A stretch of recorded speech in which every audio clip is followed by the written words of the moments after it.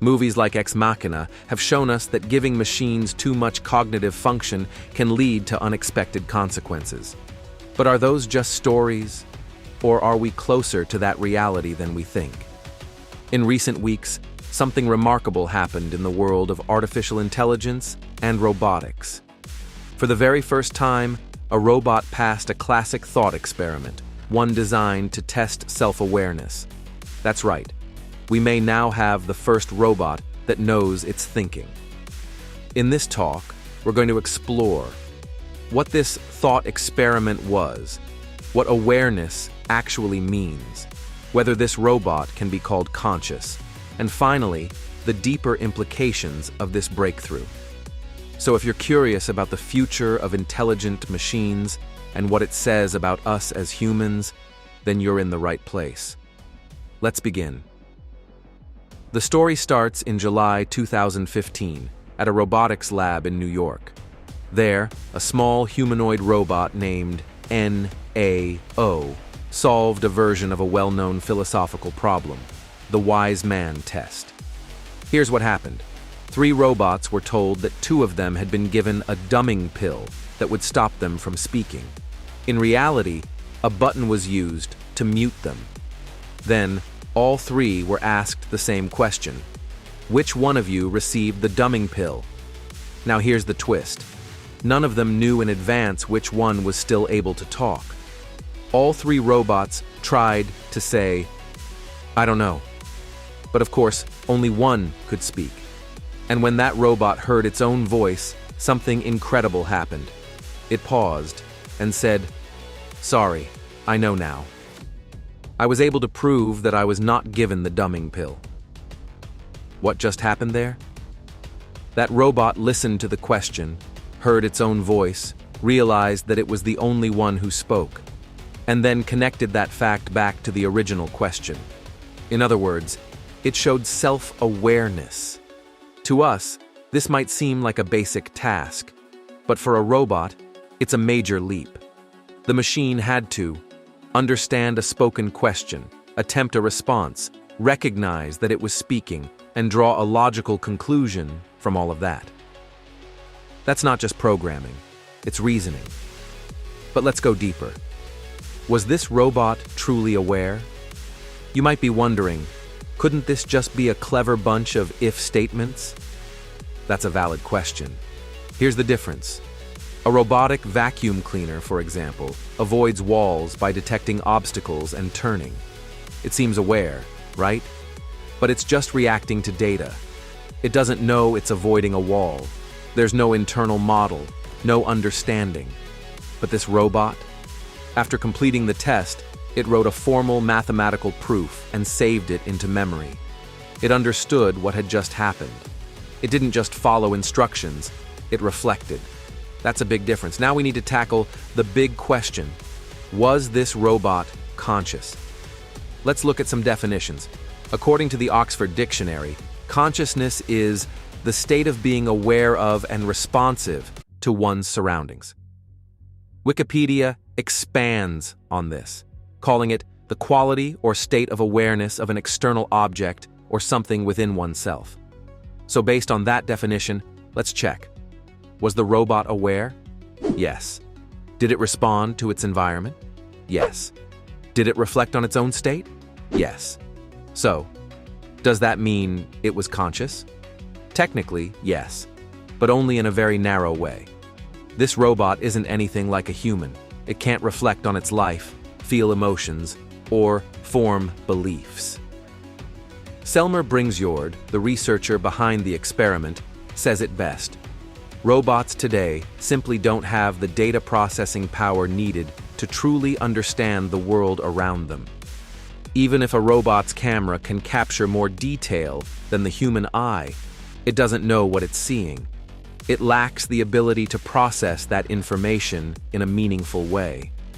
So this kind of consciousness is limited, more like a logic puzzle being solved than a true awareness of existence.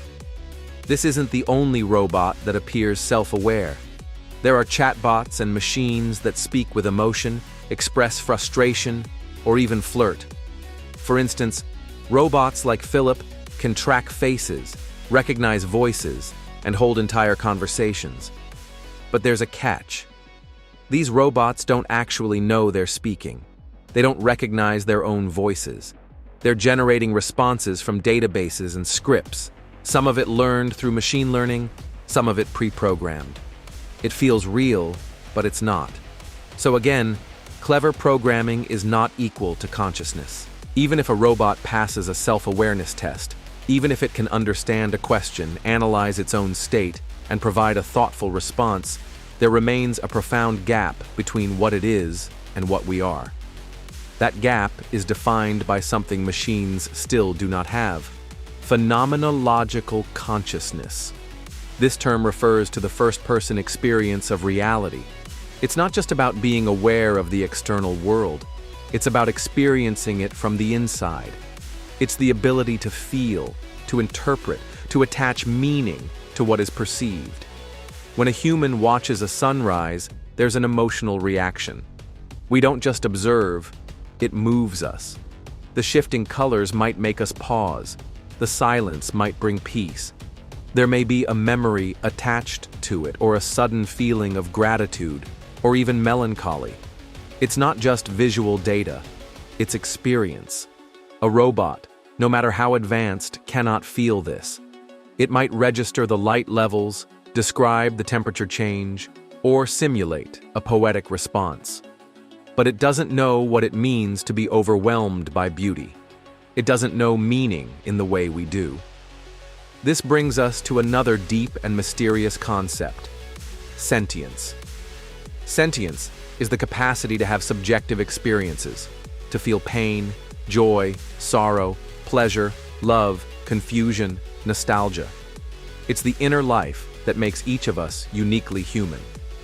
Machines today can simulate intelligence. They can replicate human speech patterns and even respond in surprisingly realistic ways. But they don't have an inner world. There's nothing it is like to be a robot. You and I experience reality moment by moment. We feel time passing. We remember. We hope. We dream. All of these things are shaped by emotions, by perception, by memory. Sentience is what makes us able to suffer, to laugh, to feel moved by music, to reflect on life. And despite all our technological progress, science cannot explain sentience. We don't know how it works. We don't know where it comes from.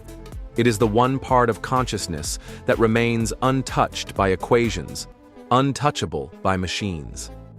Some scientists believe it may always remain a mystery. So where does all this leave us? A robot has demonstrated self-awareness in a specific situation. It recognized itself as the one that could speak.